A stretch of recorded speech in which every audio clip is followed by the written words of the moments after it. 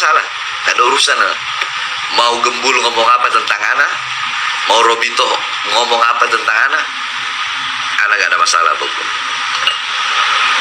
Assalamualaikum warahmatullahi wabarakatuh. Selamat datang dan selamat berjumpa kembali di Mirza TV. Pada kesempatan kali ini saya mau berbagi keberanian seorang guru Gembul yang datang memenuhi undangan dari diskusi di Robito Alawiyah pada tanggal 8 September tahun 2024, yang mana dalam ceramahnya Guru Gembul mengkritik Habib Rizik dan Habib Bahar, dan tak lupa juga Habib Novel yang kena semprot, dan semuanya klan-klan Mbak Alawi ini disemprot sama Guru Gembul. Yuk, seperti apa jalan ceritanya? Langsung saja menuju ke videonya. Let's go. Habib Fikri Syahab bilang apa itu, anak nggak tahu. Dia bilang apa, Said Bahar itu tidak kita berikan apa, kita tidak membelanya. Anak nggak butuh pembelaan, kita tidak membelanya, kita tidak membenarkannya. Anak nggak butuh itu juga, anak nggak butuh itu, karena anak jadi diri anak sendiri. Dan Robito Alawiyah tetap anak anggap sebagai orang tua. Jadi Robito mau negor, mau ini, itu hanya Robito. Dan kalau untuk teguran bukan hanya dari Robito aja, dari guru-guru anak banyak. Tapi tetap anak jadi diri anak sendiri. Dan kalau mau bilang anak atau Habib Rizik gara-gara dua ini terus timbullah ini, nggak ada. Dari dulu udah ada masalah nasab ini, beberapa orang yang mempermasalahkan. Bukan hanya Imat ini, bukan baru Imat, bukan. Dan mungkin karena Ana sama Habib Rizik yang menonjol, jadi si Gembul hanya sebut dua itu. Sekarang kalau kita mau bicara habaib, berapa banyak habaib yang mabuk? Berapa banyak habaib yang narkoba? Berapa banyak habaib yang masuk penjara? Robito nggak membenarkan perbuatan salah yang mereka lakukan, enggak. Mungkin karena Ana seorang public figure. Jadi harusnya dua-duanya itu harus tawasud, harus tawazun, harus ada di tengah. Dan Ana gak ada urusan, Ana juga baru lihat si Gembul, Ana gak kenal dia, gak tahu siapa. Ana gak ada urusan orang mau bilang apa, gak ada urusan. Bahar bin Smith tetap Bahar bin Smith, begitu. Nggak usah pakai emosi, orang gak emosi.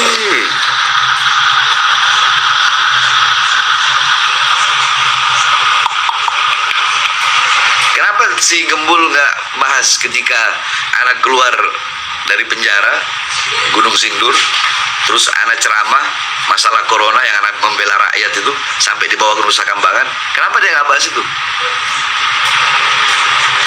Kenapa dia nggak bahas ketika anak masuk penjara lagi gara-gara ceramah anak yang membahas KM50, membela 6 pemuda Indonesia, membela 6 bangsa, 6 rakyat yang dibantai? Kenapa dia nggak bahas itu?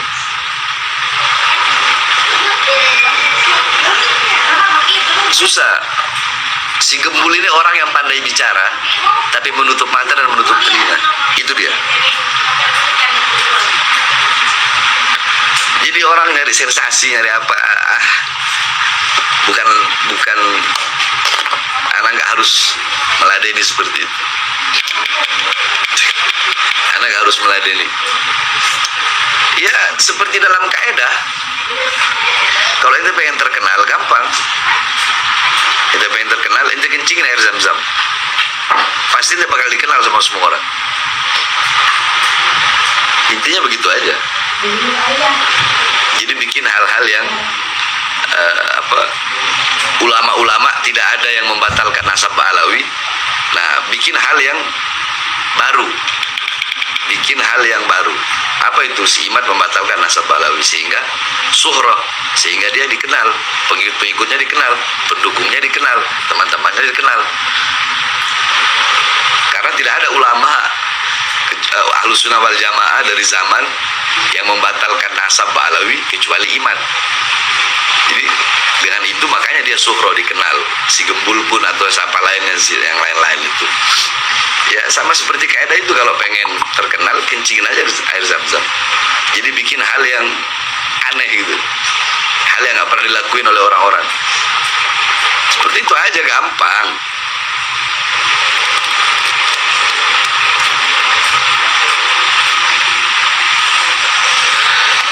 Harusnya sebelum Gembul ngomong begitu, Tabayun dulu datang nanya gimana Habib, perkara Habib ini gimana, apakah benar begini, ngobrol ketemu, baru dia tahu siapa Bahar bin Smith.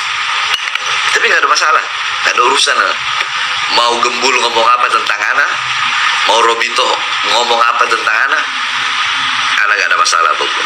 Gembul datang memenuhi undangan dari Robito dan menyampaikan kritiknya di kantor Robito Alawiyah tentang perilaku Habib Rizik dan Habib Bahar, ya, yang mana kritikan itu disampaikan langsung di depan pengurus Robito Alawiyah dalam diskusi ilmiah masalah nasab ini, ya. Dan Habib Bahar pun juga menanggapi tentang kritikan dari guru Gembul ini, ya teman-teman. Jadi yang mana guru Gembul itu tidak ada masalah walaupun saya dikritik sama guru Gembul. Dan walaupun Habib Bahar ini ditegur oleh Robito, itu hanya dia anak, tidak ada masalah, tidak urusan, tidak mendapatkan bantuan dari Robito untuk masalah yang lain, itu tidak ada masalah menurut Habib Bahar bin Smith ini, ya teman-teman. Yuk kita langsung menuju ke diskusi berikutnya. Mereka ada di sana, kenapa itu tidak pernah ditampilkan? Kok seolah-olah jeleknya saja yang dibahas? Padahal sejauh ini yang saya tahu, Pak Guru, yang saya tahu, beliau itu oke lah, mungkin dengan gayanya beliau kasar, kita tidak setuju, oke. Tapi yang saya tahu, beliau itu mengkritik apa? Tempat remang-remang, kezaliman, korupsi. Sama, saya kira beberapa tema sama dengan Pak Guru sebenarnya. Tetapi mungkin karena beliau Habib dan memang banyak media yang kontra, sehingga yang ditampilkan jelek terus. Dan itu menjadi sebuah kebenaran bagi sebagian orang. Itu yang mungkin perlu saya tanggapi. Ada yang mau tanggapi, Pak Guru? Saya meminta sebelumnya, biar kita tetap tidak berdebat kusir dan sebagainya, saya minta sekali lagi, ini mah kita nggak mungkin mereaksi sebuah fenomena dengan kata-kata. Jadi kita nggak mungkin membantah sebuah realitas dengan kata-kata. Jadi kalau misalkan tadi dikatakan bahwa kok yang jelek-jeleknya aja yang tampil, ini bukan soal 5 baik, 1 salah, kemudian yang diperhatikan yang salah, bukan. Sebenarnya masyarakat melihat apa yang terjadi paling aktual. Jadi kalau misalkan Pak Habib Rizik dalam konteks ini, yang paling aktualnya itu justru adalah yang baik-baiknya, maka masyarakat pun akan berbalik. Jadi sebenarnya bukan soal banyak atau sedikit, tetapi yang paling aktual secara psikologis seperti itu. Tapi sekali lagi, saya gak akan berdebat soal itu, karena ini adalah fenomena itu direaksi oleh kita. Misalkan kalau fenomena itu memojokkan kita, misalkan ada orang yang mengatakan bahwa Pak Guru Gembul itu bodoh, ilmunya tuh dari Google dan sebagainya, maka saya tidak akan membantah dengan, oh saya gini, enggak, saya akan tunjukkan bahwa ilmu saya itu sampai taraf ini gitu. Bukan, jadi ditunjukkan dengan kata-kata, bukan ditunjukkan dengan perilaku. Jadi ayo kita misalkan langsung kita berdiskusi saja soal, ini kan judulnya diskusi ilmiah kan, seminar lah ya.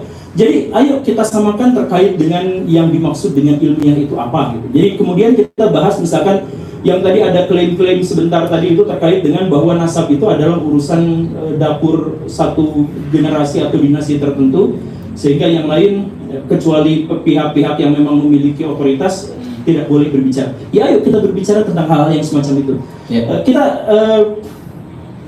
Kita misalkan masuk ke diskusinya. Gus Wafi dan Pak Syahab, saya mohon maaf, kita diskusi dulu yang Gus Wafi dan Pak Syahab pahami soal diskusi ilmiah itu apa? Kita sepakati dulu. Oke. Iya. Izin ya. Oke, bismillahirrahmanirrahim. Jadi sementara karena gini Pak Gembul, mohon maaf ya, tadi itu sempat saya jawab karena saya memposisikan Pak Gembul adalah suara masyarakat yang sebagai wasilah saja. Ya, oke, kalau begitu, jadi ilmiah itu begini Pak Gembul. Di dalam kitab Lawami'ul Anwar yang ditulis oleh Al-Imam As-Safarini, jadi Islam itu memandang sebuah ilmiah kebenaran itu melalui 3 cara. Ya, yang pertama adalah al-hawasus salimah, panca indera yang normal dalam menangkap sebuah riwayat ataupun yang lain. Yang kedua adalah khabar shadiq, kabar yang pasti benar. Kabar yang pasti benar dibagi menjadi 2. Yang pertama khabarul mutawatir, kabar yang ramai diketahui orang-orang yang kredibilitasnya bagus. Yang kedua adalah khabarun nabi al-muayyad bil mukjizat, kabar dari nabi yang dikuatkan dengan mukjizat. Yang terakhir adalah al-aqlu, akal. Itu ilmiah bagi saya. Bagaimana jadi oke, yang dimaksud dengan ilmiah adalah seperti itu. Jadi sebenarnya kalau ngambilnya dari kitab, saya mohon maaf, itu masuk dalam historiografi tradisional, bukan ilmiah sebenarnya, bukan metodologis. Jadi maksudnya gini, yang dimaksud dengan ilmiah itu artinya dia memenuhi syarat metodologis dan sistematika keilmuan. Apa itu sistematika dan metodologi keilmuan? Jadi maksudnya gini, ketika Gus Wafi tadi menyebut satu referensi yang dianggap otoritatif dan itu berasal dari kitab begini dan begitu, itu adalah kitab teologis. Kitab teologis itu didasarkan pada apa? Keimanan. Dan keimanan itu tentu saja tidak bisa disesuaikan secara epistemologis dengan studi akademis apalagi ilmiah. Jadi saya akan tarik ke lebih dasar dulu ya terkait dengan ilmiah itu. Mungkin Pak Gembul bisa menjelaskan Ya, ilmiah versi Pak Gembul. Ya, ini ilmiah versi siap. saya. Jadi bukan ilmiah versi saya, ini adalah ilmiah konsensus. Jadi yang dimaksud dengan ilmiah itu artinya sesuai dengan metodologi ilmiah dan disajikan dengan sistematika ilmiah. Apa yang dimaksud dengan metodologi dan sistematika ilmiah? Nah, yang sesuai dengan keilmuan. Ilmu itu apa? Ilmu itu adalah sistem pengetahuan. Jadi saya jelaskan begini ya. Tadi kitab tadi itu masukkan ke dalam kategori teologis. Kenapa teologis? Karena didasarkannya kepada kepercayaan. Sedangkan ilmiah itu didasarkan pada keilmuan dan pengetahuan. Kepercayaan dengan pengetahuan itu adalah 2 hal yang berbeda. Misalkan di sini ada nggak yang tahu ilmu tentang Allah? Nggak ada. Yang percaya tentang Allah itu ada banyak di sini. Semua kaum muslimin itu percaya tentang Allah, tetapi tidak memiliki kadar pengetahuan atau ilmu pengetahuan tentang Allah. Bahkan diharamkan untuk mengetahui Allah karena tidak ada metodologinya. Jadi apa bedanya percaya dengan tahu? Coba misalkan di sini ada nggak yang tahu nggak yang dimaksud dengan tahu itu apa? Yang dimaksud, oh saya tahu bahwa Kiai Imad bikin tesis gitu. Nah yang dimaksud dengan tahu itu apa? Oke, saya jelasin. Yang dimaksud dengan tahu itu adalah penerimaan benak kita terhadap sebuah informasi yang terkonfirmasi secara indrawi. Itu tadi sudah dijelaskan sebenarnya. Jadi yang dimaksud dengan tahu itu adalah ada informasi dalam benak kita, informasi, dan kita terima informasi itu, tapi dengan konfirmasi secara indrawi. Jadi indrawi kita melihat. Jadi saya tahu di sini ada botol, tidak ada racunnya. Saya tahu bahwa di sini ada botol. Dari mana saya tahu? Apa yang dimaksud dengan tahu? Ada informasi dalam benak saya tentang botol saya, dan saya bisa membuktikannya secara indrawi dengan tangan, dengan mata, dengan telinga, dengan lidah dan sebagainya. Itu artinya saya tahu ini. Dan itu berbeda dengan percaya. Misalkan saya jelasin, Gus Wafi, kemarin ada salam dari Pangeran Diponegoro. Kemudian Gus Wafi bilang, oke, titip salam balik. Itu artinya beliau percaya pada saya, walaupun tanpa pembuktian indrawi. Oke ya, jadi itu yang dimaksud dengan percaya. Jadi saya percaya kepada Nabi Muhammad SAW bukan gara-gara saya bisa mengindra beliau, tetapi karena saya percaya, bahkan tanpa indrawi. Jadi ada informasi dalam benak saya terima. Makanya Islam itu pasrah kan? Artinya dengan atau tanpa pembuktian saya pasrah percaya pada sesuatu ini. Itulah yang namanya iman. Nah, karena kepercayaan itu tidak didasarkan pada indrawi, ujungnya adalah agama. Sedangkan pengetahuan itu ujungnya adalah ilmiah. Pengetahuan itu setelah kita tahu, kemudian berkolaborasi dengan pengetahuan-pengetahuan yang lain menjadi sebuah sistem, maka itu disebut sebagai ilmu. Nah, kajian terkait dengan ilmu disebutnya ilmiah. Gitu. Jadi ketika misalkan kita berbicara tentang nasab, ayo kita bahas, kan kesepakatannya ya, kita bahas secara ilmiah. dengan metodologi ilmu. Nah, metodologi nasab yang tadi dibahas itu, saya mohon maaf dengan segala kerendahan hati saya katakan itu tidak sesuai dengan kaidah ilmiah, tidak sesuai dengan kaidah akademik. Makanya ketika saya menyatakan saya terpisah dengan Kiai Imad, saya menghormati beliau secara pribadi sama seperti saya menghormati Gus Wafi, tapi itu tidak sesuai dengan metodologi ilmiah. Salah satu contohnya, Gus Wafi pernah dalam perdebatan pertama itu dengan Pak Kori yang akhirnya dipermalukan pada yang di Banten. Iya, yang di Banten. Gus Wafi bersama Pak Rumail bersama Pak Hanif Alatos itu mengatakan kitab nasab mana yang mensyaratkan ada bukti sezaman, begitu kan? Betul. Itu artinya ilmu nasab tidak sesuai dengan kaidah ilmiah. Karena kaidah ilmiah berarti harus terbukti secara indrawi. Jadi maksudnya hal itu. Jadi saya misalkan ya, nanti kita diskusikan sama-sama. Gus Rumail dan Gus Wafi mengatakan bahwa, atau misalkan Kiai Imad mengatakan bahwa nasab itu terputus selama 500 tahun. Terus Gus Rumail kemarin mengatakan, oh enggak, ada temuan yang kami temukan lebih baru lagi. Terputusnya hanya 150 tahun dan bahkan bisa segini, misalkan begitu ya. Terputus 150 tahun artinya adalah saya seperti tadi. Saya ngomong sama Gus Wafi, Gus ada salam dari Pangeran Diponegoro. Karena Pangeran Diponegoro dengan saya itu rentang waktunya 150 tahun. Beliau wafat tahun 1855, saya lahir tahun 1985. Jadi ada rentang waktu sekitar 10 tahun di mana beliau hidup dan saya ada juga, rentangnya 150 tahun. Secara akademik, secara ilmiah, bolehkah Gus Wafi menerima perkataan ada salam dari Pangeran Diponegoro? Secara ilmiah tidak mungkin. Tidak diterima. Karena apa? Karena tidak mungkin secara indrawi ada orang yang bisa mengkonfirmasi itu. Kan begitu rumusannya. Nah, jadi kitab nasab, saya mohon maaf, metodologi nasab, saya mohon maaf ya, ada beberapa masalah itu termasuk historiografi. Karena apa? Di antaranya adalah kritik terhadap sumbernya tidak didasarkan pada teks. Kritik sumbernya tidak bisa diuji secara empiris. Oke, boleh saya jawab? Iya. Begini. Oh, berarti dari awal kita sudah berbeda metode ilmiah berarti ya. Kalau Pak Gembul lebih mengarah kepada indrawi. Sedangkan kitab yang saya sampaikan salah satunya adalah dengan indrawi. Kenapa bukti kitab sezaman itu tidak diterima oleh para ulama? Maksudnya itu tidak pernah ulama itu menyampaikan mana bukti kitab sezaman. Justru ini yang lebih ilmiah, saya buktikan Pak Gembul. Islam itu Pak Gembul, ketika ada orang bicara kepada saya, Pak Wafi, saya tadi melihat ada orang tabrakan di sana. Ya, otomatis saya secara indrawi tidak melihat. Maka hanya agama Islam. Pak Gembul bisa survei di agama yang lain. Karena mungkin Pak Gembul sudah mempelajari beberapa agama. Nah, survei hanya Islam yang paling ilmiah. Tidak ada agama yang memposisikan akal paling profesional daripada Islam. Ketika ada orang mengabarkan kepada saya bahwa di sana ada orang yang tabrakan, sedangkan saya tidak bisa melihat itu adalah benar atau tidak, istilahnya dalam usul fikih yahtamilu sidqa wal kadzib, bisa jadi dia benar, bisa jadi dia bohong. Maka yang pertama kali dipandang adalah orangnya. Nah, bagaimana hadis Pak Gembul? Kalau sampai hadis sama ilmu nasab ini jauh lebih tinggi ilmu hadis Pak Gembul. Ya, bukan. Belum selesai. Santai Pak Gembul, santai. Ini akan saya buktikan bahwa pertanyaan kitab sezaman itu sama sekali tidak ilmiah. Nah, kenapa? Karena begini, kredibilitas yang dilihat itu adalah orangnya, bukan teksnya. Bukan teksnya Pak Gembul. Makanya ketika saya berdiskusi dengan orang Kristen, Kristen bangga mereka memiliki ribuan teks kitab suci, tapi tidak ketemu siapa penulisnya.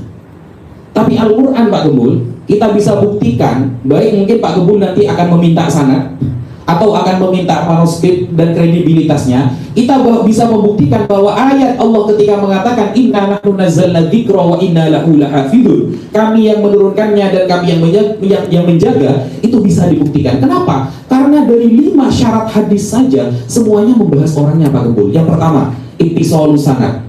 Orangnya itu jangan sampai ada yang fiksi, apalagi fiktif.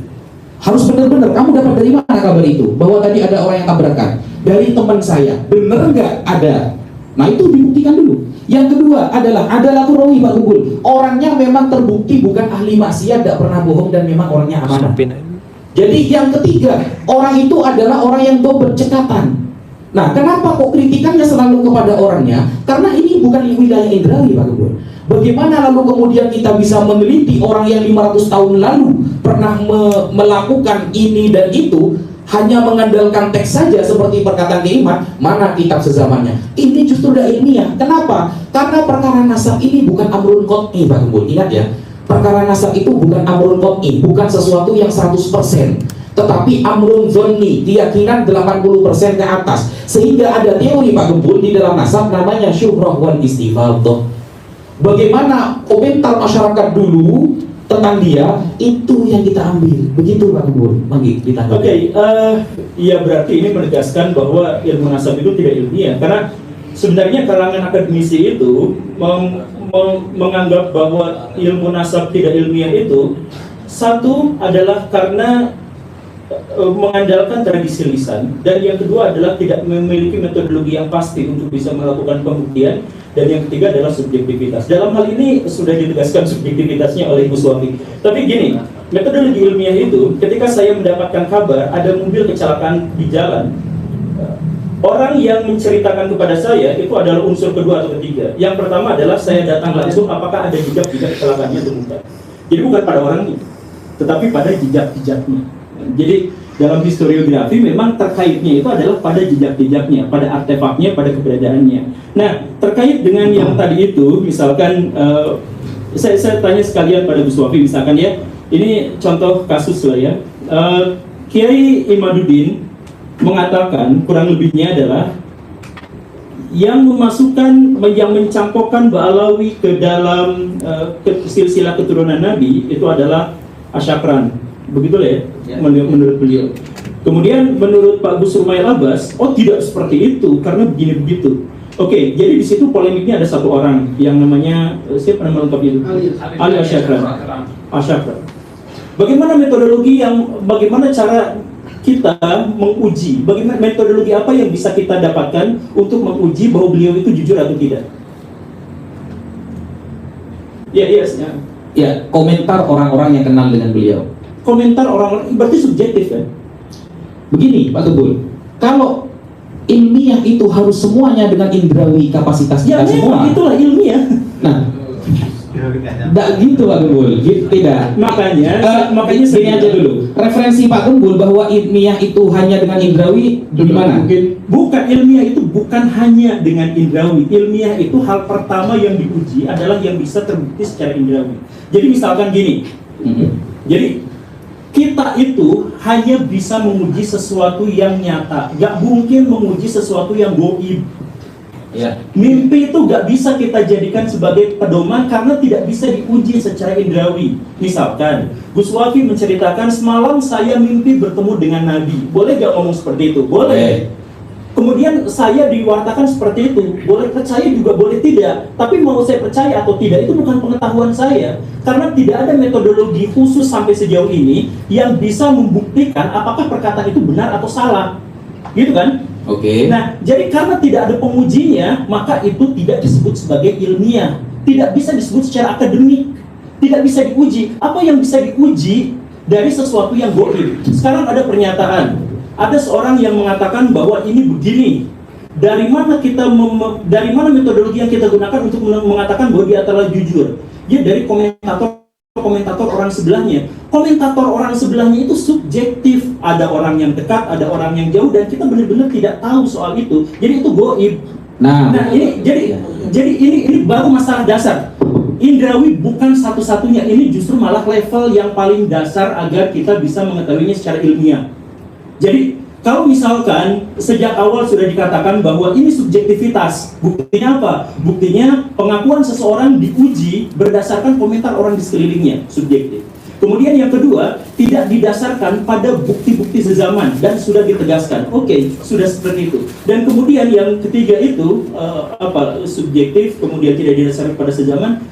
Ya tidak sesuai dengan ini dan tidak memiliki metodologi verifikatif yang jelas, misalkan ya sudah selesai, artinya ini tidak lagi bisa ilmiah.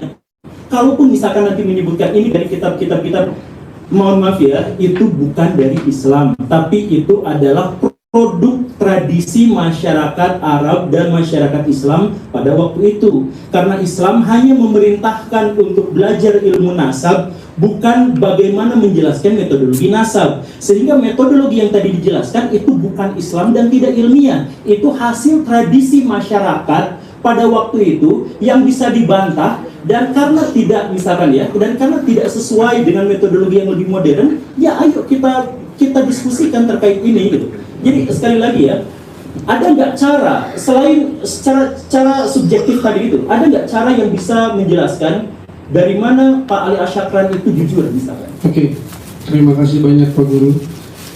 Ini diskusi yang menarik ketika kita membahas tentang mengkritisi ilmu nasab. Ketika kita mengkritisi ilmu nasab, hak setiap orang. Pak Guru juga berhak mengkritisi ilmu nasab. Dan Robito Alawiyah ini lembaga pencatat nasab yang memang berpegang pada kaidah ilmu nasab. Kebetulan Kiai Imaduddin juga berpegang pada ilmu nasab. Ilmu nasab sama ilmu nasab ketemu diskusi kemarin bisa tuh sama.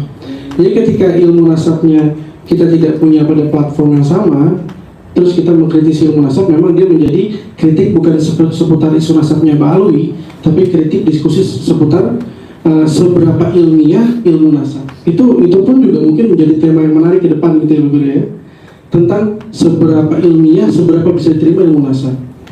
Ilmu nasab ini seperti yang disampaikan oleh Gus Wafi, yang dipandang oleh Pak Guru sebagai ilmu yang mungkin tidak ilmiah, adalah metode yang digunakan secara generasi bergenerasi. Jadi kalau misalnya kita mau tanya Pak Guru baik apa enggak orangnya, tanya sama saya pernah ketemu, kita sezaman, kita bisa ngomong. Ketika kita mau tahu tentang si sumber Ali Asyakran misalnya, baik atau enggak, kita nggak bisa tanya sama orang yang hidup di zaman itu. Mau nggak mau baca tulisan, mau nggak mau baca siapa yang pernah mengutip tentang beliau, itu mau nggak mau, karena sumbernya itu. Apakah bisa memastikan? Ya nggak bisa. Bahkan saya ditanya tentang Pak Guru, baik nggak Pak Guru orangnya, saya jawab baik. Saya pun juga bukan berarti menjadi orang bisa memastikan bahwa Pak Guru baik, nggak begitu. Poin lain adalah kalau misalnya kita berstatement dalam setiap ilmu manapun, bahkan DNA, misalnya seperti Pak Guru berstatement, jadi di dunia Arab itu mengisbat nasab itu harus tes DNA gitu. Nah itu juga harus kita telaah gitu. Apakah betul di dunia Arab itu di luar kalau dia tes DNA baru diisbat? Kami survei nggak ketemu satupun narkoba yang mengisbat lewat tes DNA. Satupun orang yang hasil tes DNA akhirnya dia ketemu nih tiba-tiba jadi keturunan Rasulullah, nggak ada sampai sekarang. Diisbat sama narkoba manapun nggak ada. Artinya setiap statement itu normal, bisa salah, bisa benar. Perspektif kita bisa salah, bisa benar, iya. Dari perspektif ilmu-ilmu DNA misalnya. Terus poin lain misalnya, kalau misalnya kita lihat bagaimana kita bisa men-track orang yang jauh di belakang Ali Asyakran, Ubaidillah. Bagaimana kita bisa men-track ilmu apa yang bisa digunakan? Ada filologi, ada arkeologi yang bisa juga berperan di sana. Nah, ada filolog misalnya menyampaikan berdasarkan ilmu filologi, Ubaidillah bin Ahmad ini tokoh fiktif. Berdasarkan filologi, Ubaidillah ini tokoh fiktif. Itu sebuah kesimpulan hasil dari penelitian. Kita minta penelitiannya, apakah pernah meneliti manuskripnya, pernah datang ke Hadramut kah, cek semua peninggalannya. Kami berdiskusi, dan nanti setelah ini ada sesi penonton, masih ada sesi tentang filologi yang kita menghadirkan Prof. Titi Pujastuti dan Prof. Yasmin Syahab. Mereka yang akan menjelaskan bagaimana kesimpulan sampai pada filologi bisa membatalkan nasab Balawi atau membatalkan keberadaan Ubaidillah, apa proses yang harus dijalani begitu. Saya mohon maaf dengan segala kerendahan hati, saya mohon maaf. Ayo kita kembali pada diskusinya. Jadi kembali lagi. Mungkin maksud seperti guru Bun kasih waktu 5 menit. Biar gantian, soalnya kita kayak saling moto gak enak kesannya gitu. Biar ada waktu masing-masing gitu. Pak Guru ini tadi yang saya tahu ada materi yang disampaikan ya. Ada, tapi nanti ini jadi kalau boleh Pak Guru nggak apa-apa. Nanti aja. Cuma soalnya kalau gak ada timernya saya belum selesai menjelaskan Pak Guru, ada yang ingin Cuma disampaikan. maksudnya gini, ini saya Ya. sampaikan kepada semua yang ada di sini gitu ya. Jadi gini, ilmu nasab sudah disampaikan tadi ya, bahwa itu adalah ilmu tradisi, itu buatan manusia dan disampaikan dari generasi ke generasi sebagai kaidah. Oke? Itu yang pertama. Jadi lepaskan itu dari Islam karena itu tidak ada dalam Quran dan Sunnah. Quran dan Sunnah hanya memerintahkan kita untuk mempelajari nasab, tetapi tidak menjelaskan bagaimana metodologinya. Metodologinya dibuat oleh manusia. Karena itu, maka dia sangat boleh dikritik dan wajib mengikuti perkembangan zaman. Nah, seiring dengan perkembangan zaman, maka orang-orang sekarang memiliki metodologi. Metodologi ilmiah dalam hal historiografi itu diambilnya dari mana? Pertama kalinya siapa? Imam Bukhari dan Imam Muslim. Ketika mereka melakukan kritik hadis, itu menjadi metodologi paling standar di masa lampau dan dikembangkan sampai saat ini untuk bisa mengetahui bagaimana sejarah di masa lampau itu terjadi. Jadi kalau misalkan kita mengkritik ilmu nasab, itu tidak apa-apa. Karena apa? Ilmu nasab adalah tradisi masyarakat masa lampau ketika mereka belum tahu metodologi yang lebih meyakinkan. Nah, sekarang ada banyak metodologi yang lebih meyakinkan. Jadi maksudnya, makanya saya bilang sejak awal saya tidak sesuai sependapat dengan Kiai Imad. Karena apa? Karena sama-sama menggunakan ilmu nasab. Padahal ini janjinya adalah diskusi ilmiah. Ilmiah itu yang tadi Bapak sampaikan itu bukan ilmiah, itu teologis karena didasarkan pada ketidaktahuan kita. Kan didasarkan pada ketidaktahuan kan? Saya tidak tahu gitu. Misalkan tadi Bapak bertanya kepada saya bagaimana caranya untuk mengetahui saya baik dan buruk. Ya tidak tahu. Ya memang tidak tahu. Yang mengetahuinya itu apa? Kita lepas dari hal-hal yang goib. Ilmiah itu gak peduli sama hal-hal yang goib. Kita fokus pada saya diketahui baik dan buruknya itu dari mana? Dari rekening saya ditransfer kemana? Apakah ke yatim piatu ataukah ke tempat dugem? Misalkan dari jejak-jejak yang bisa kita uji secara empiris. Bukan, wah saya baik, murah senyum, bukan seperti itu. Itu ya karakter saya, apakah saya menyumbang ini adalah ikhlas atau tidak, itu tidak di luar kaidah ilmiah. Kaidah ilmiah itu adalah yang mungkin bisa kita uji secara indera level terdasar. Cuma bertanya dulu. Oh, belum selesai. Ya udah Pak, masuk aja. Iya, mau bertanya Pak Anu. Coba ilmiahkan kepada saya bagaimana Pak Gembul tahu bahwa selama ini Pak Gembul sholat Rasulullah benar-benar seperti itu prakteknya. Saya menemukan catatan dalam Bukhari dan Muslim. Oke, Anda tahu ilmu hadis dalam pencatatan Bukhari Muslim? Tidak. Tidak.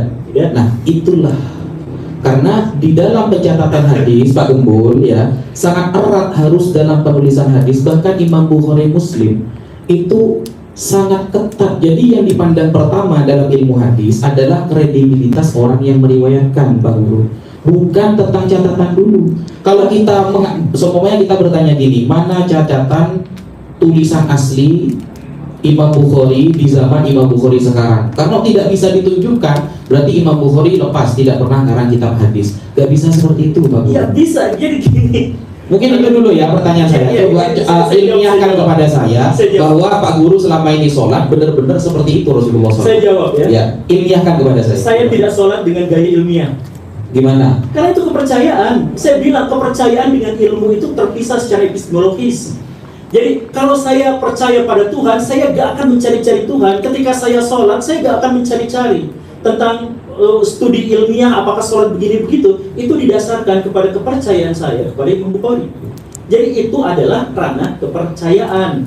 Nah, karena ini studinya adalah ilmiah, maka kita harus uji secara ilmiah. Jadi Pak Guru nggak salah. Iya, Jadi jadi beliau memiliki metode sendiri. Ya. bukan metodologi sendiri. Ini silakan cek manapun atau googling lah sekarang ya, googling yang dimaksud dengan metode ilmiah. Dan kalau misalkan tadi disebutkan dengan soal ini kan dapatnya dari Google, bukan gitu. Google itu gak pernah ngajarin manusia ya. Google itu adalah mesin pencari. Google itu mengkoneksikan antara manusia dengan orang lain. Jadi kalau saya baca tulisan Gus Baha di Google, itu saya bukan belajar dari Google. Saya belajarnya dari Gus Baha dan menggunakan Google sebagai metodologinya. Jadi gitu ya. Nah jadi kembali lagi, silahkan googling, silahkan cari informasi terkait apapun yang dimaksud dengan ilmiah itu. Level paling dasarnya adalah kita harus menguji secara objektif, bukan subjektif ya. Kalau subjektif bisa kesana kesini. Jadi objektif itu ya, yang dimaksud dengan objektif itu adalah sesuai objeknya. Jadi ini objek yang saya pegang. Ini objek yang saya pegang warnanya adalah putih. Betul kah? Tidak. Ini tidak warna putih, ini subjektif, ini konsensus manusia menyebut ini putih. Padahal kita sama sekali tidak mengetahui warnanya. Tapi kalau misalkan saya sebut bahwa botol ini, saya sebut di sini, botol ini ada di sini, ini objektif karena objeknya memang ada di sini. Begitulah. Jadi ilmiah itu artinya objektif. Kenapa? Karena dia bisa diuji sepanjang zaman. Jadi saya mohon maaf, kalau misalkan nanti ada uji statistik, kalau misalkan nanti ada uji DNA dan sebagainya, itu adalah ilmu pasti karena sudah ada metodologi yang bisa diuji kapanpun, bagaimanapun caranya, di tempat manapun, terhadap objek-objek yang manapun, hasilnya sama. Nah, kalau misalkan yang nasab tadi itu, karena tergantung pada misalkan pernyataan dari orang-orang yang ada di sini dan sebagainya, itu subjektif. Bisa nggak kita masukkan? Bisa, sangat bisa. Kalau dia tidak bertentangan dengan fakta-fakta objektif yang ditemukan. Itulah kurang lebih.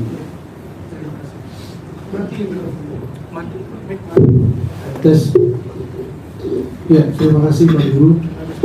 Jadi Pak Guru melihat apa yang beliau sampaikan adalah sebuah perspektif.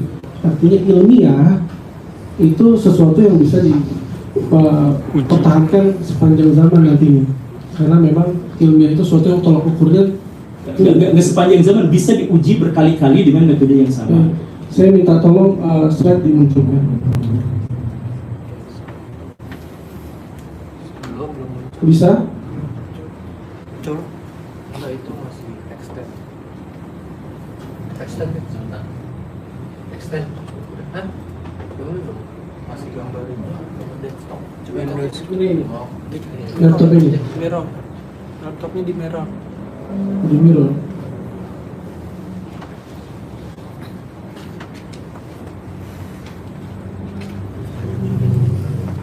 Gimana sih? Coba mungkin ada tim yang kesini. Iya, sini.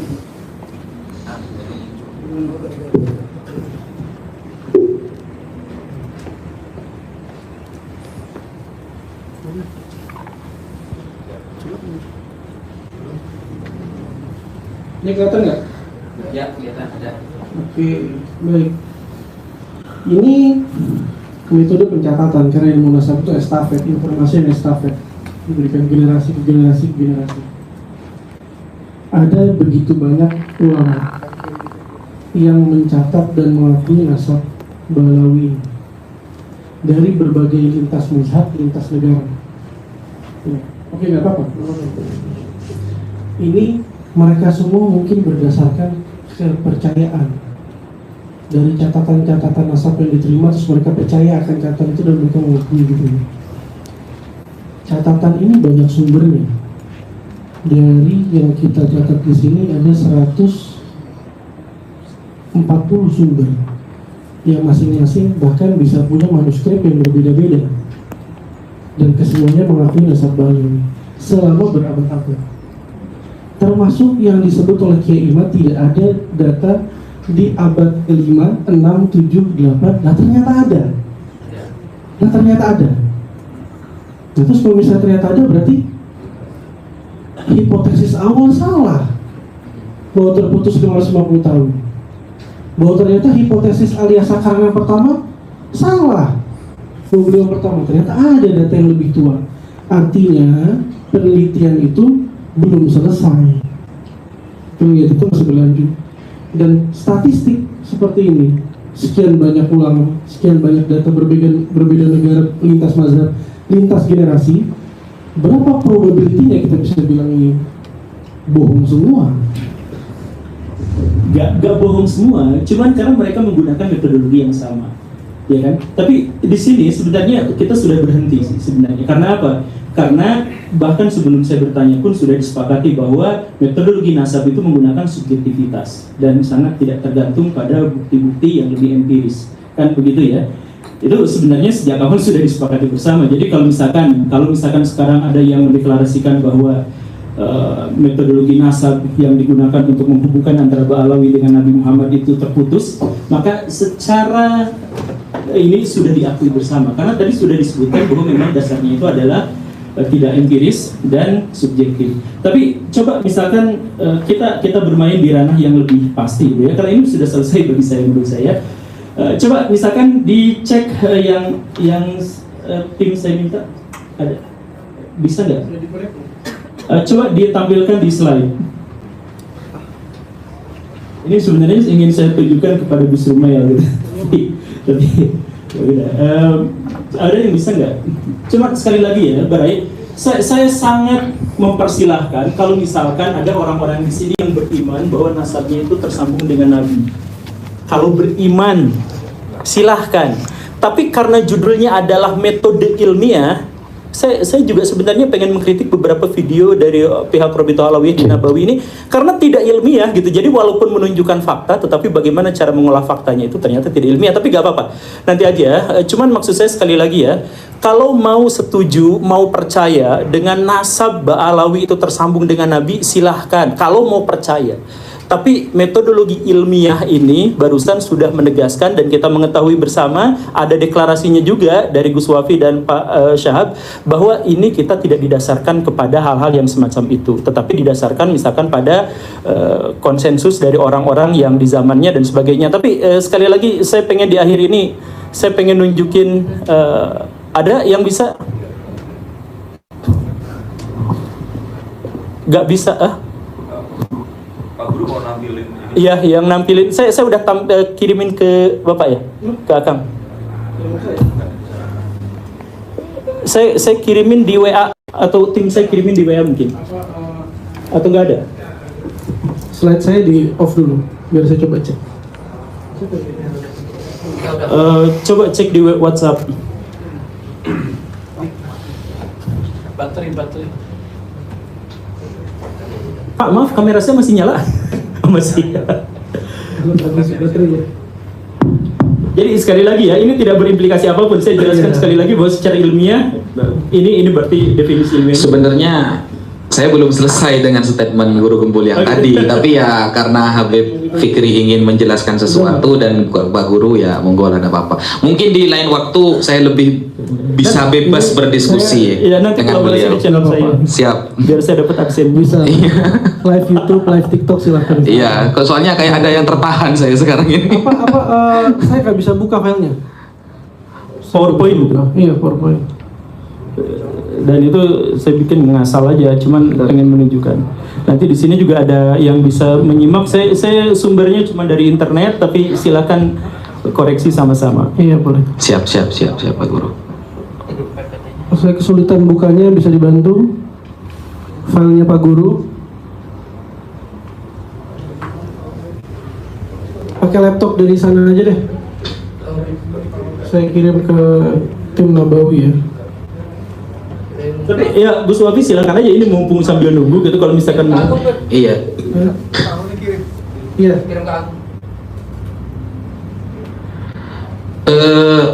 Coba contohkan kepada saya Pak Guru, karena saya sebenarnya dengan istilah subjektif itu versi yang disampaikan oleh Pak Guru ini belum terlalu paham standarnya. Mungkin Pak Guru bisa mencontohkan contohnya yang tidak subjektif di dalam agama, kasih contoh Pak Guru. Nanti baru kita lanjut. nggak ada kalau dalam agama, karena kita berbicara soal ilmiah. Berarti agama ini menurut Pak Guru di seluruh bab-babnya tidak ada yang ilmiah. Ada Contoh, nah itu contoh apa di agama yang menurut Pak Guru itu ilmiah seperti itu. bahwa figur Nabi Muhammad adalah tokoh historis itu nyata, itu terbukti secara ilmiah. Dari mana Pak Guru tahu kalau Nabi Muhammad dulu orang baik? Kita gak bicara orang baik, tentang figur keberadaannya itu ada. Dari mana? Oke, dari mana tahu? Dari mana kita mengetahuinya? Dari jejak-jejak objeknya, dan berasal dari catatan yang tidak hanya bersumber dari satu pihak. Jejak objek. Coba seperti Sorban, apa? sorban misalkan yang seperti itu ya. Kemudian jejak-jejak yang ada di Mekah. Dari mana Pak Guru tahu bahwa kuburan itu benar-benar kuburan Rasulullah? Gak ada.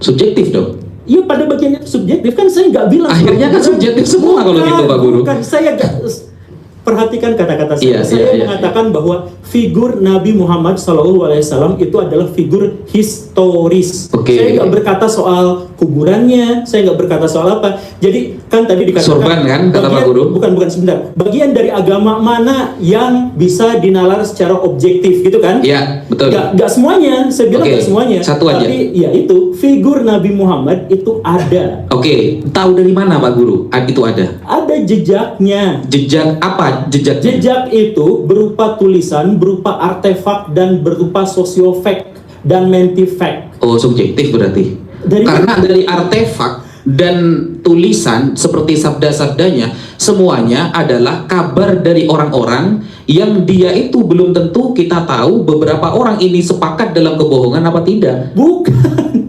Kan subjektif juga berarti Pak Guru. Sama-sama tahu dari perspektif orang. Jadi gini Gitu. ya. Jadi gini, yang sekali lagi ya, yang Iya, tahu dari mana kalau kuburan itu kuburan Rasulullah? saya nggak bilang soal Kan subjektif juga akhirnya. Kenapa ya? Saya nggak bilang soal kuburan. Saya Sorban lah contohnya. Saya bahkan nggak bilang soal sorban. Sudah. Oh, Saya bilang soal figur. Filenya udah Iya. muncul di layar. Oke. Iya. Jadi ini agak susah memang. Nanti sorbannya Ubaidillah kita keluarin di sini. Coba ini tolong dikonfirmasi, saya hanya ngambil dari internet karena saya tidak memiliki akses terhadap manuskrip dari Bito Halawiyah. Ini saya ambil kecil sekali ya, tapi nggak apa-apa lah. Saya tunjukkan aja nanti secara ini ya. Ah iya, ini kelihatannya dari sini kelihatan. Nah ini adalah nasab dari silsilah dari Pak Habib Rizik yang karena saya hanya bisa menemukan yang dari sini. Ini saya nggak tahu benar atau enggak, tapi silakan cek di sini apakah Pak Habib Rizik itu adalah bin Husain bin Muhammad bin Husain bin Abdullah bin Husain bin Muhammad bin Syekh bin Muhammad bin Ali bin Muhammad dan seterusnya Ahmad Syabuddin sampai ke Fatimah Az-Zahra. Ini ada yang salah nggak? Kalau misalkan mau dicek silakan dicek. Fatimah Az-Zahra Husain Zainal Yang bisa memastikan ada Ustaz Ahmad sama Habib Syekh. Saya ambil dari ini. Oke. Sekarang dari catatan di internet yang saya ketahui dari sini, saya mohon maaf ya. Oke. Tahun kelahirannya adalah dari Ali itu tahun 80, kemudian M Jamaluddin tahun 200 dan seterusnya. Ini ada pointer gak sih? Mohon maaf. Gak ada. Ya udah, kalau nggak ada apa? Nggak usah. Saya lagi menggebu-gebu. Oke. Lanjut ke slide selanjutnya ya. Kalau memang ini memang seperti ini ya saja. Oke, slide selanjutnya. Tolong dipanggilin Habib Syahon dong. Slide selanjutnya. Oke, slide selanjutnya sambil menunggu Pak Habib itu. Next slide. Slide. Oke. Ini secara metodologis ya. Ini adalah garis ketika Rabithah Alawiyah dibentuk. Betul ya? Sekitar 1280 sampai 1340 Hijriah ya. Betul ya? Nah, kemudian yang ada di situ nah ini ada yang saya garisin warna merah itu mungkin kebalik nulis di internetnya. Jadi saya minta klarifikasinya dari orang yang bersangkutan. Ini benar kan kebalik? Jadi lahirnya yang Ali Walidul Fiqh itu 630, tapi putranya malah lahir tahun 500. Kebalik ya? Ini yang sudah beredar di internet. Jadi saya yakinkan itu kebalik, nggak apa-apa lah. Anggaplah semoga di kitab nasabnya juga memang tidak terbalik. Tapi makanya saya merahin dan saya anggap itu mungkin salah cetak aja lah ya. Yang nulis siapa itu di internet? Ya itu makanya saya minta klarifikasi di sini ada nggak? Karena saya dapatnya dari internet gitu. Kita nggak pakai tahu. Nggak pakai tahun. Nggak pakai tahun. Oke. Jadi ada nggak yang bisa mengkonfirmasi? Kalau misalkan ini Bisa. Kita panggilkan Maktab Daimi sekarang. Oke. Atau Maktab Daimi. Kalau silsilahnya ya bisa, tapi kalau dengan tahunnya Oke. Ini soalnya beliau sudah sampaikan dari awal. Ini dari internet. Ya, ini makanya saya minta ada orang di sini yang bisa mengkonfirmasi apakah ini benar atau salah. Gitu. Karena saya menemukan di sini ada kejanggalan-kejanggalan, makanya saya merahin itu. Saya yakin ini dari nasabnya pasti keliru ini. Nasabnya nggak mungkin kayak gini, itu di internetnya disampaikannya mungkin salah. Gitu. Tapi ini dari pihak Pak Habib sih kalau nggak salah. Ditampilkan ini nasab saya gitu. Tapi saya juga nggak bisa mengkonfirmasi, jadi udah saya tunggu aja.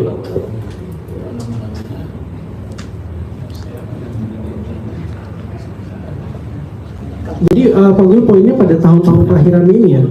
Ya, tapi makanya semoga saya salah gitu. Semoga ambilan dari internet ini keliru gitu.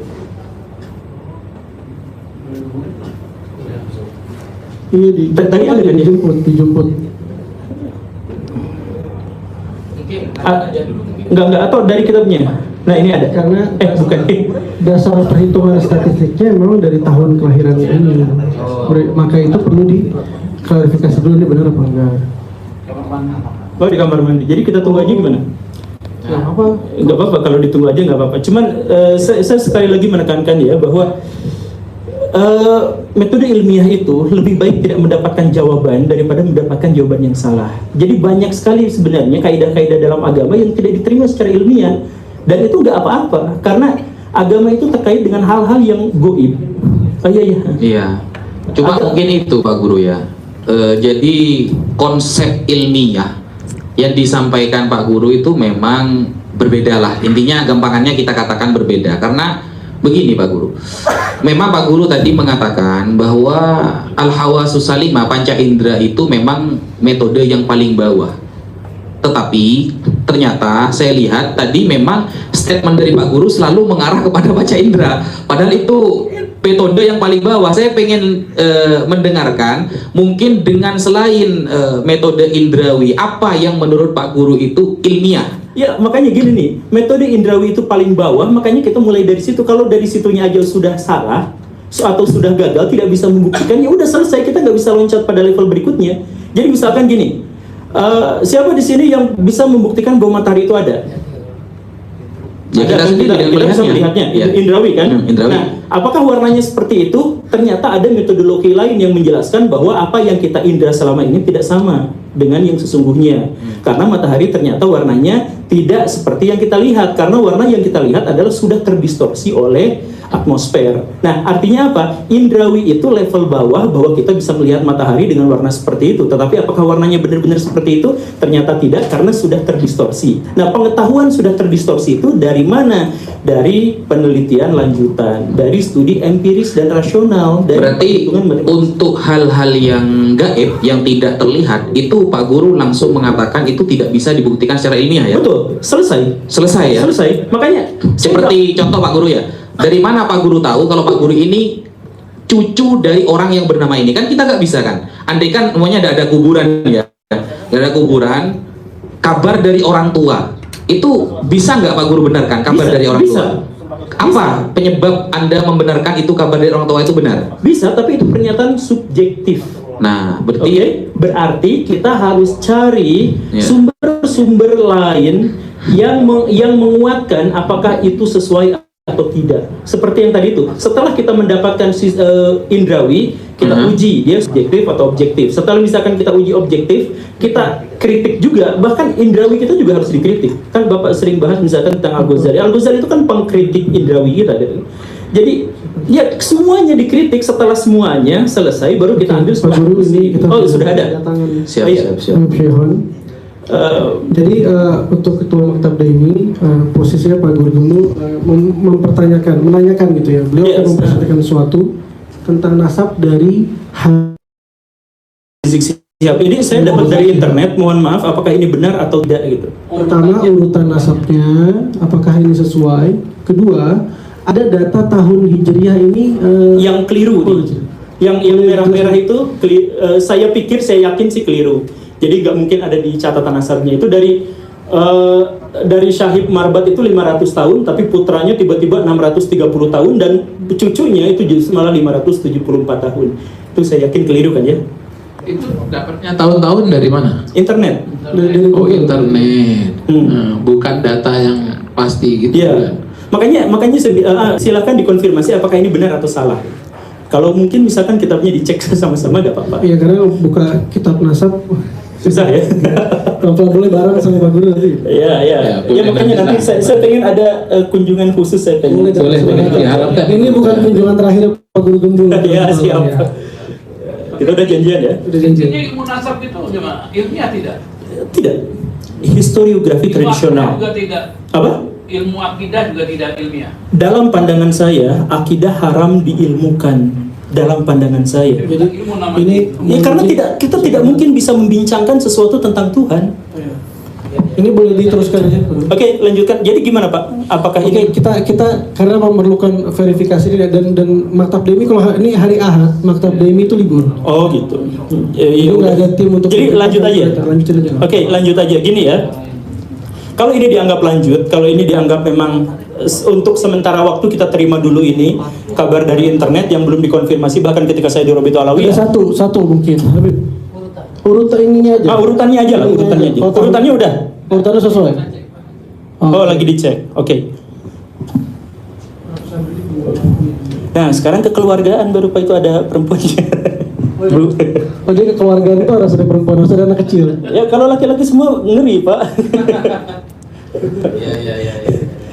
Nanti Bapak dituduh pendukung. Oke, saya menunggu. Iya, silakan.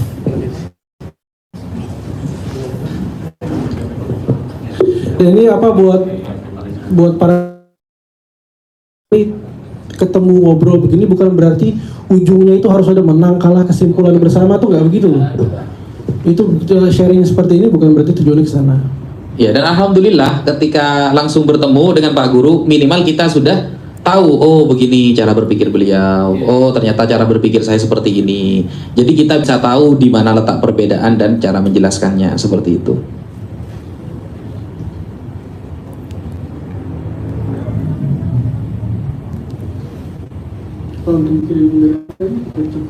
Iya, coba kemarin kirim tadi malam kah?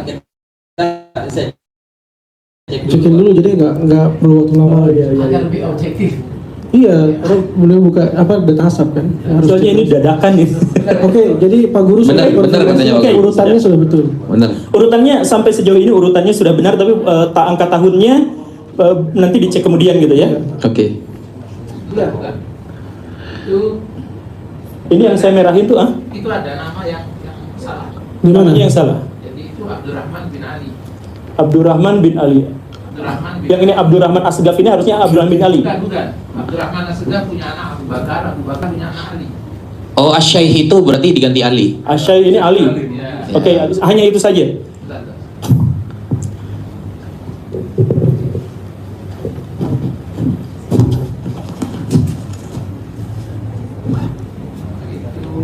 Itu nama Sum'ah itu Muhammad. Yang mana? Ya, enggak apa-apa. Itu Nggak apa-apa. Itu julukannya. Oh, nama julukan, tapi benar julukan ini. Nah, Oh, iya, oke. Itu nama daerah. Ya. Lanjut Pak Guru. Oh, ini. Nah, ini. Siap. Lanjut. Oke, saya berprasangka baik saja bahwa catatan ini memang sejak awal salah gitu. Jadi yang bukan sejak awal salah, yang nulis di internetnya itu ini salah nih. Karena dia lahir tahun 630, kemudian anaknya malah 500, kemudian anak berikutnya itu sama 600 ini. Makanya saya merahin, saya tidak masukkan ini sebagai argumentasi. Tapi coba misalkan ini adalah salah satu dari nasab yang bisa saya akses di internet ya. Di sini ada angka tahun 200, tahun 240, tahun 260, tahun 320 dan seterusnya sampai yang merah ini. Tapi yang merah tidak saya ikutin, tapi yang di sini aja. Di sini secara statistik ini sangat-sangat tidak mungkin.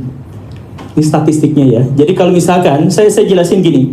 Kalau saya tunjuk random orang yang ada di sini, siapa yang lahirnya, atau misalkan kita tunjuk random aja orang banyak gitu ya. Kita tunjuk siapa, saya akan tunjuk satu orang gitu. Maka peluangnya, probabilitasnya, saya menunjuk orang yang lahir di tahun yang belakangnya genap puluhan, itu 1 berbanding 10 kemungkinannya. Itu pasti, secara statistik begitu.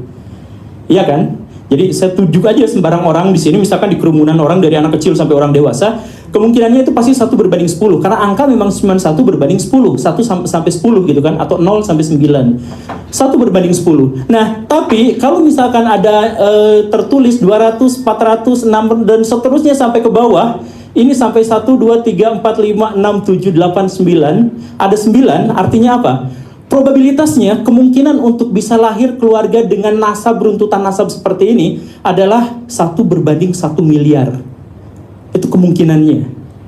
Jadi kemungkinan untuk ini benar seperti ini 1 berbanding 1 miliar.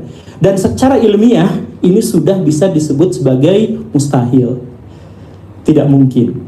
Dan yang luar biasanya adalah setelah ini saya coret, padahal ini juga masuk sebenarnya masuk kategori. Nah, di sini ada faqih muqaddam, itu beda sendiri. Angkanya tidak sama seperti yang lain, tapi ini 574. Benar-benar akurat sampai ke 4-4-nya. Kenapa? Karena beliau tercatat sungguhan. Yang lain mungkin an. Oke, kita lanjut lagi. Di sini balik lagi setelah ini kan Pak Abu Bakar Asyakran ini, coba slide berikut saya mohon maaf. Yang megang ini di slide berikutnya. Nah, udah. Nah, faqih muqaddam itu saya sebutkan di sini baik-baik saja, tidak jadi masalah. Kemudian di sini ada masalah lagi. Nah, penulisan menurut Pak Kiai Imaduddin, masalahnya tuh di sini, masalahnya. Saya tidak bisa mengkonfirmasi karena saya tidak pernah bertemu dengan beliau. Cuman di sini ini adanya angkanya tidak nol genap belakangnya itu. Menunjukkan apa? Beliau memang benar-benar menuliskannya. Tapi menuliskannya pas zaman beliau dan ayah beliau dan kakek beliau. Makanya namanya pas. Sisanya cuman ini saja yang tidak, karena itu adalah tokoh terkemuka dari Ba'alawi. Nah, sisanya ini 0,0000, ini adalah kemungkinannya, probabilitasnya, peluangnya 1/1 miliar kemungkinannya. Dan ini coba kita cek dengan yang di atas. Ini yang ditulis bukan hanya dari dalam klan Ba'alawi, tapi dari semua catatan sejarah juga, nama Ja'far Shadiq, kemudian putranya, kemudian Muhammad Al-Baqir dan seterusnya. Ini tidak. Jadi yang mencurigakan tetap di sini dan di sini. Dan kemudian berlanjut setelah Abu Bakar Asyakran ini yang katanya kata Kiai Imad itu mencangkokkan, kesininya gak jadi masalah, di sininya bermasalah lagi sampai kakeknya atau ayahnya Pak Habib Rizik yang ada di sini. Ini kemungkinannya berapa? 1, 2, 3, 4, 5, 6, 7, 8, 9, 10, 11. 11 itu 1/100 miliar. Kemungkinan bahwa nasab ini benar tuh 1/100 miliar. Kalau memang angka tahun ini benar, saya berharap angka tahun ini salah. Memang salah. Karena yang benar adalah, Jadi memang salah angka tahun-tahun ini. Bahwa tidak pernah ada pencatatan memperkirakan tahun kelahiran. Oke. Jadi ini sebenarnya adalah dilema trap. Dilema trap itu maksudnya adalah ketika angka ini justru terbantah, maka pernyataan saya itu menjadi dibenarkan, yaitu tidak ada catatan terkait dengan orang-orang yang dimaksud. Kalau tidak ada catatan, ya sudah, berarti secara akademik kita bisa nyatakan bahwa ini memang tidak dapat diterima. Sekarang saya tambahkan lagi. Oke? Sekarang saya tambahkan lagi. Ini dari sini ke sini, ini 39. 39 dari seharusnya Nabi Muhammad sampai sekarang itu rentang waktunya adalah sekitar 1400 sekian tahun. Kita bulatkan 1500 tahun biar nggak susah. Kita bulatkan 1500 tahun sampai sekarang kurang dikit lah ya. Nah, generasi yang berpindah dari situ ke situ itu seharusnya adalah 78 generasi. Minimal. Diulang, Pak Guru.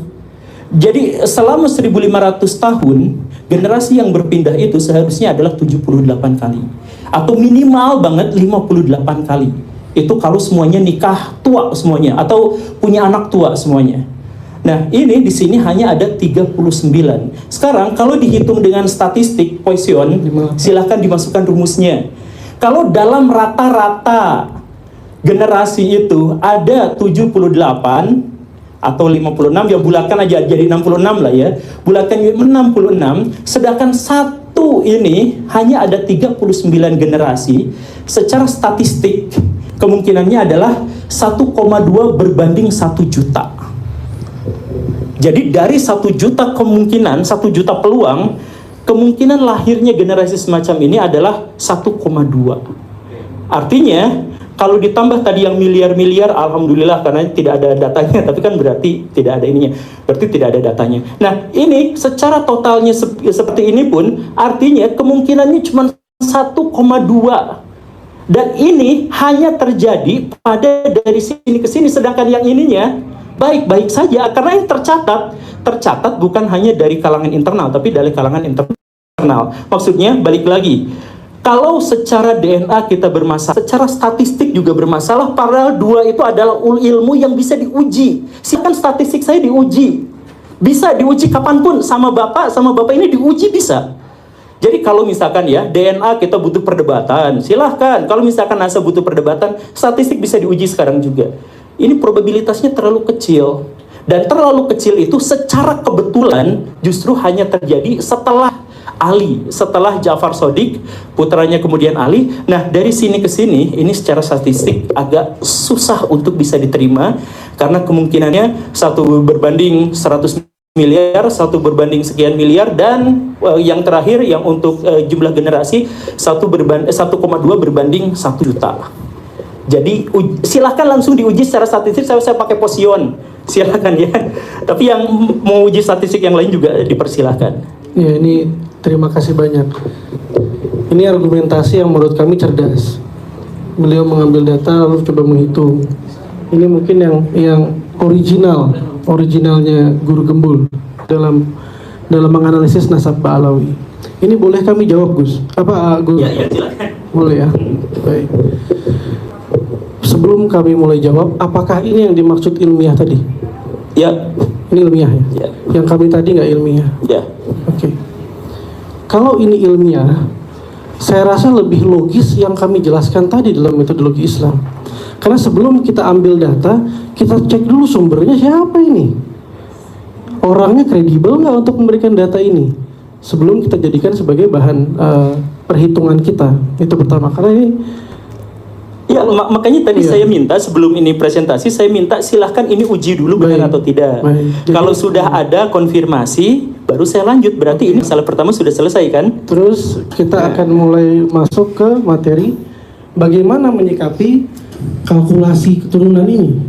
Bahwa seharusnya generasi dari 1500 tahun atau 15 abad itu harusnya sekarang di 58 sampai 78 harusnya range. Itu 58 udah parah banget gitu ya. Ya, udah tua-tua banget itu. 58 harusnya itu 58 sampai 78. Oke.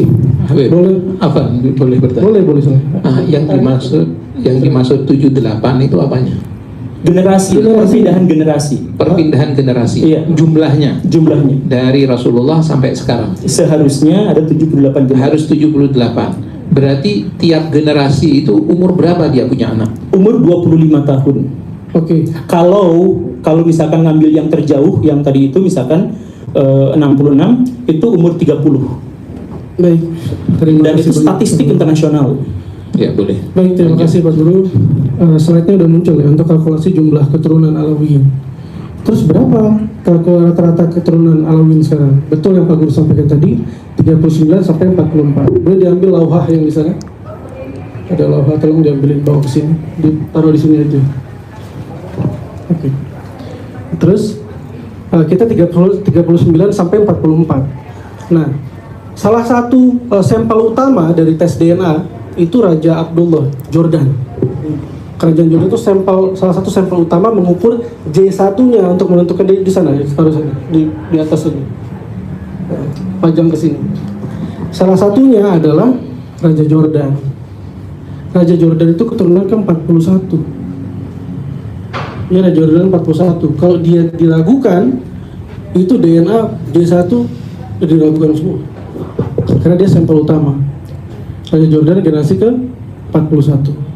Ada lagi yang diakui sama kubunya Kiai Imad juga, nasab Syekh Jamil Halim Al-Husaini. Ini beliau bukan dari Ba'alawi. Beliau di 40. Beliau sekarang di 40 generasinya. Saya pakai catatan saya dari Maktab Daimi, saya ke-42. Gus Wafi keberapa? Gus Wafi lah, itu total itu. Enggak bercanda.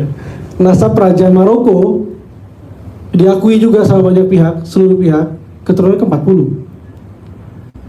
Al-Ahdal Al-Mahdali 43, 44. Ada yang 38, 37 malah, lebih mengerikan lagi dari Habib Rizik ini. 38, 37. Khalil Al-Musawi di tahun 1935 tercatat urutan ke-35 dia. Kalau ditambah 45 generasi ke sekarang, Berarti generasi sekarangnya 39 atau 40. Iya. Masih mengerikan nih secara statistik. Al-Rifai, Al-Balkhi. Jadi yang dibatalkan banyak sekali dalam metode ini. Lalu bagaimana cara kita melihat fenomena seperti ini? Kalau kita hitung. Karena semuanya menggunakan metodologi nasab yang sama. Ya, kita jawab sampai lengkap dulu insya Allah. Nah, ada average 42, 43, 41 sebagai average. Ada juga memang dia yang di luar dari itu. Bahwa dalam normal distribution mungkin ada yang dia keluar dari average itu. Dia bisa mungkin 36 sendiri atau dia 49 sendiri di luar dari average data yang dikolek secara umum. Betul. Terus apa faktor-faktor yang mempengaruhi? Memang banyak.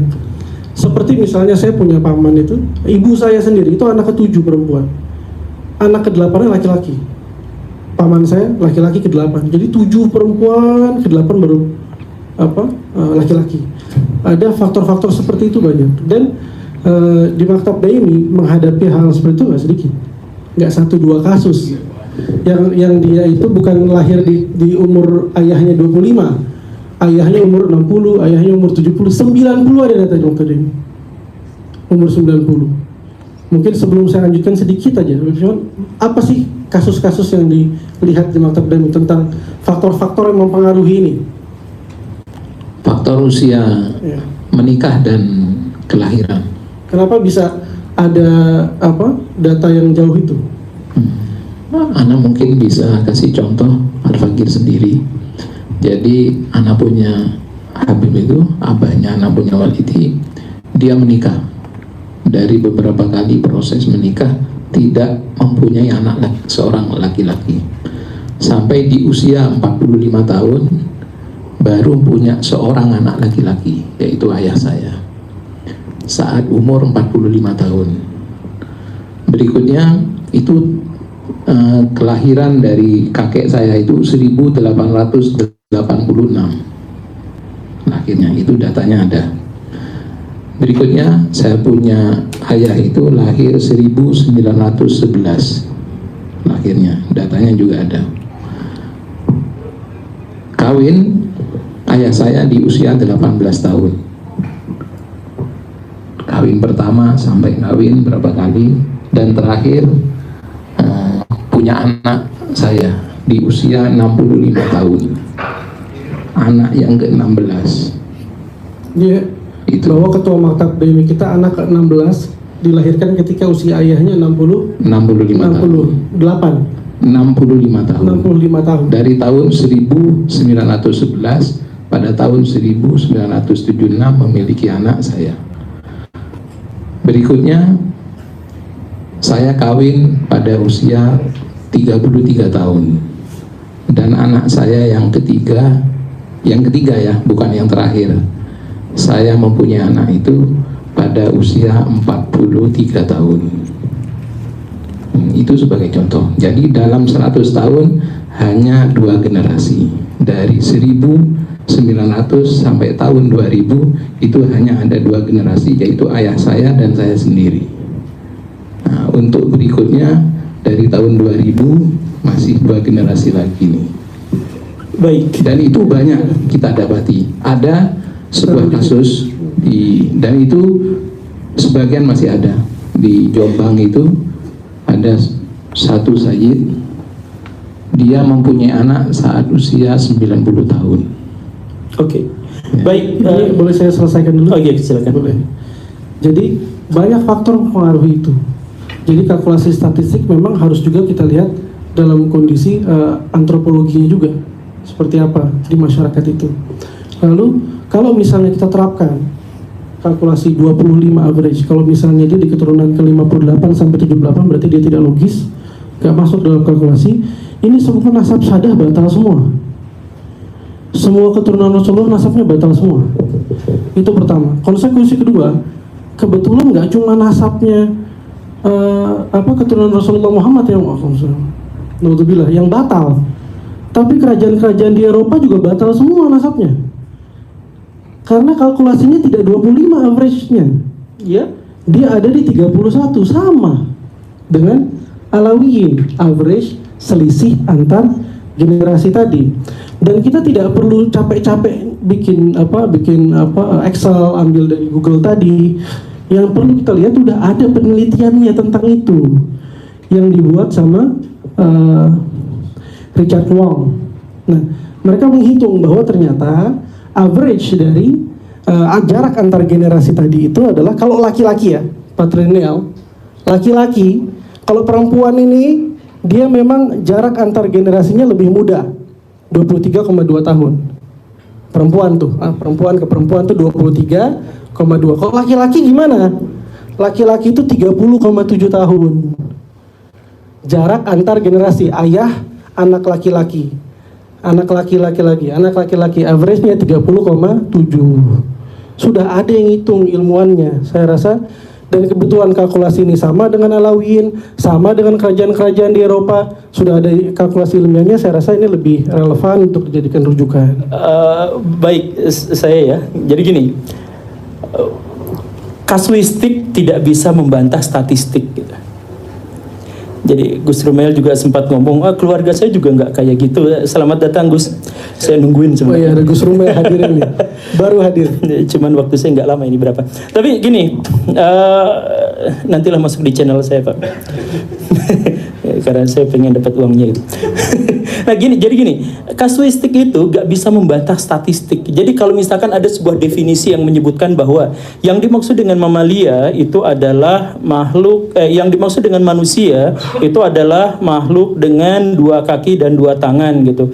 Itu nggak bisa dibatalkan dengan saya tangannya cuma 1 kok, ya nggak bisa, karena itu adalah kasuistik gitu. Jadi itu adalah orang per orang. Terkait dengan banyak kok yang seperti itu, ya kita tunggu datanya sebenarnya. Nah kalau misalkan tadi ada penelitian bahwa kalau misalkan laki-laki itu justru umurnya 30 tahun, ya ini membenarkan statistik yang tadi, bahwa statistik itu adalah umur 25 sampai 30 tahun. Jadi seminim-minimnya berarti ya udah 66, tetap jaraknya terlalu jauh gitu. 66 tetap jaraknya terlalu jauh dari 39 gitu. Mungkin Pak Guru, kasih saya contoh, siapalah menurut Pak Guru yang dia kakeknya itu nanti hitungannya sesuai dengan statistik Pak Guru dan samakan dengan zaman atau yang mendekati dengan zaman Nabi Muhammad SAW. Contoh begini, karena begini Pak Guru, ketika Pak Guru memiliki data ya, hitungan sendiri, sedangkan kita sudah menerapkan beberapa penelitian yang orang-orang yang sudah kredibel. Penelitiannya membenarkan saya. Lah enggak, maksudnya begini, secara hitungan Pak Guru ternyata iya beberapa, tunggu dulu Beb.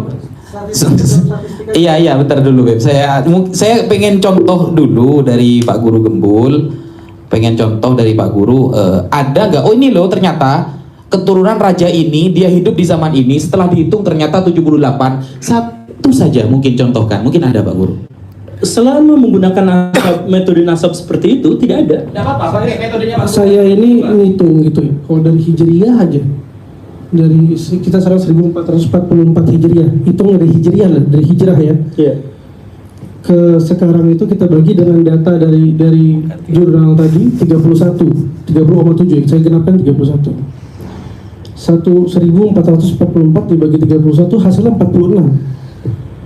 Saya 42 misalnya. Jauh sekali ke 66 atau ke 78 gitu. Itu apa? Dia pakai 20 sampai 25 patokannya. Itu tidak mutlak semua orang pakai itu. Iya. Yang ada 3 generasi per 100 tahun atau 3 Itu kan kaidah Ibnu Khaldun yang mengatakan bahwa per 100 tahun 3 generasi. Alawiyin sesuai dengan itu. Kerajaan-kerajaan di Eropa sesuai dengan itu, sesuai dengan kaidah Ibnu Khaldun, sesuai dengan kalkulasi ilmiah. Lalu kami mau tanya sekarang, 66 itu gimana hitungnya? Per 1000 tahun itu ada 40 generasi. Per 1000 tahun. Per 500 tahun itu berarti 20 generasi. Per 100 tahun berarti berapa? Sekitar 4 generasi. Ya, 3 atau 4 generasi. Itu sekitar segitu. Nah, ini kita bisa cek pada data pribadi masing-masing aja. Nggak, kalau misalkan ditanyakan contoh, ya sudah, contohnya adalah saya gitu, orang tua saya. Tapi kan itu contoh per contoh gitu. Maksudnya gini Pak Guru, ketika Pak Guru membawakan sebuah statement tadi bahwa nasabnya Habib Rizik ini seharusnya kalau menghitung dengan cara Pak Guru kan 70-an, ternyata kenyataannya 79. Mungkin Pak Guru punya 39. Mungkin Pak Guru punya contoh, ini loh keturunan raja ini hidup di ini, ternyata setelah dihitung 76. Satu saja saya punya contoh. Gak ada. Karena menggunakan nasab yang sama. Statistiknya yang salah berarti. Bukan statistiknya yang Kalau gak ada salah. contohnya sama sekali kan mutiar berarti. Saya minta untuk audiens tidak masuk ke dalam diskusi, menahan diri tidak. Makanya kita Karena menggunakan nasab yang sama. Iya kan, raja yang tadi juga menggunakan nasab yang sama kan? Iya, jadi ini saya rasa kami menghargai bahwa pertama begini, ini penting bahwa ketika seseorang mengkritisi, menguji nasab Pak Alawi itu membuka pintu-pintu ilmu. Kita nggak mendalami kalau nggak Pak Guru menanyakan itu.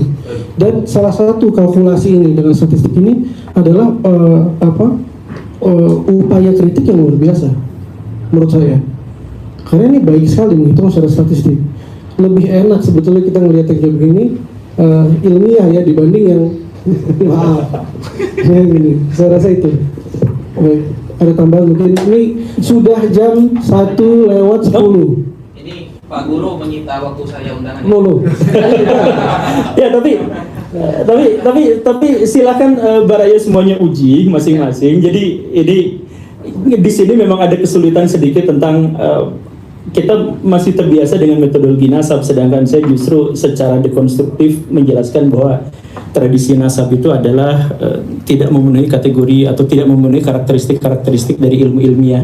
Nah, tapi ya karena sekarang waktunya memang sudah habis. Cuman, nah itu ada Gus Rumail, nanti kapan-kapan kita diskusi di channel saya dan sama Gus Wapi nanti bahas di ini.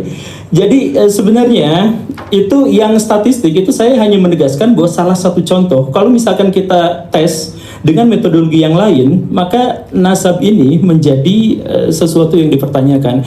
Kemarin kita bahas misalkan genetik soal DNA dan sebagainya, tapi itu akan sangat sulit. Nah, coba bayangkan kalau misalkan dalam statistik, dalam DNA misalkan kita menemukan ada kejanggalan-kejanggalan, sedangkan dalam nasab yang tidak terverifikasi secara ilmiah itu yang diterima, yang digunakan, ya kita bisa pilih mana yang baik, mana yang benar dan mana yang salah.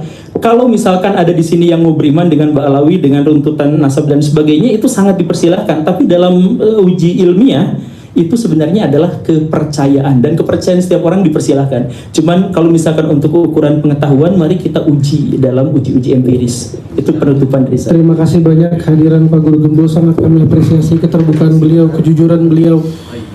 Artinya beliau menyampaikan sesuatu di ruang publik, lalu beliau juga bersedia untuk berdiskusi. Nah, ini yang penting. Ini keren, luar biasa. Ini hebat. Dan kami berharap ini menjadi edukasi buat masyarakat. Kebebasan berpendapat itu ada. Dan ketika diskusi bisa kok santai begini, enak begini bisa. Dan saya nggak diracun. Nggak diracun, ternyata masih. Ternyata nggak diracun. Saya cobain lagi ya. Oh, dicobain lagi, coba. Takut belum bereaksi. Coba. Nggak ada cyanidanya, coba. Baik, terima kasih banyak Pak Guru Gembul atas kehadirannya. Terima kasih banyak Gus Wafi atas kehadirannya. Terima kasih kepada hadirin. Kami akhiri pertemuan diskusi hari ini. Assalamualaikum warahmatullahi wabarakatuh. Waalaikumsalam warahmatullahi wabarakatuh. Guru Gembul bercerita di Rawita Alawiyah menjelaskan tentang masalah polemik nasab yang berkepanjangan sampai sekarang ini ya. Jadi menurut Guru Gembul, polemik nasab berkepanjangan di sini jangan menyalahkan Kiai Imad dan jangan menyalahkan yang lain. Cobalah introspeksi diri. Ini bermula dari klan Ba'alawi sendiri, termasuk Habib Rizik dan Habib Bahar ya. Jadi Habib Rizik sama Habib Bahar dibuka sama Guru Gembul di dalam diskusi di Robitoh Alawiyah ya teman-teman. Jadi rupanya Guru Gembul ini memberi nasihat kepada klan Ba'alawi yang mana setiap ada apa-apa langsung dicaci maki gitu ya. Ada Romai Rama mengatakan pernah ditawari sertifikat nasab langsung dicaci maki. Ada yang mengatakan ini langsung dicaci maki. Coba berhenti, yang model-model seperti itu coba dihentikan. Siapa tahu nanti ini jangan menyalahkan Kiai Imad dan yang lain-lain, karena ini sentimen-sentimen dari lama muncul semua. gitu ya. Dan juga ada setelah Guru Gembul memberi paparan, langsung diskusi, dan di dalam diskusi itu Guru Gembul juga memberi nasihat kepada Ustadz Wafi, yang mana Ustadz Wafi menanyakan tentang masalah ilmiah versinya Pak Gembul. Menurut Pak Gembul, ilmiah ini bukan versi saya, tapi ini artinya untuk keseluruhan, bukan versi saya gitu. Jadi di situ argumennya Ustadz Wafi dipatahkan oleh Guru Gembul, dan semua yang ada di situ tidak berkutik dan tidak bisa membantah apa yang disampaikan oleh Guru Gembul. Guru Gembul memang luar biasa, sangat pemberani, datang ke kandang lawan hanya sendiri ya.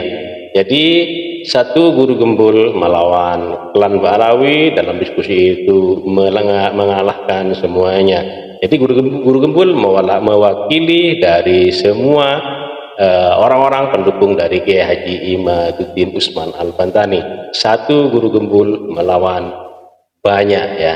Jadi Guru Gembul tidak bisa dikalahkan dalam diskusi di situ ya. Semuanya terdiam, bahkan banyak yang mengajukan jempol kepada Guru Gembul atas keberanian datang ke Robitoh Alawiyah, walaupun sebelumnya banyak orang-orang subscribernya itu banyak yang melarang Guru Gembul untuk menghadiri acara diskusi karena sudah terbukti seperti itu. Seperti apa klan Ba'alawi itu ya, banyak persekusi, pengeroyokan seperti di Kerawang yang diceritakan oleh Guru Gembul. Oke, terima kasih buat semuanya. Mohon maaf apabila ada kata-kata yang salah, yang kurang berkenan, mohon dimaafkan. Dan buat teman-teman yang baru menemukan channel ini, mohon dukungannya dengan cara subscribe, like, comment, share, dan nyalakan loncengnya agar tidak ketinggalan video-video menarik lainnya. Terima kasih buat semuanya. Sampai jumpa di video selanjutnya. Wassalamualaikum warahmatullahi wabarakatuh. Sukses selalu buat kita semua.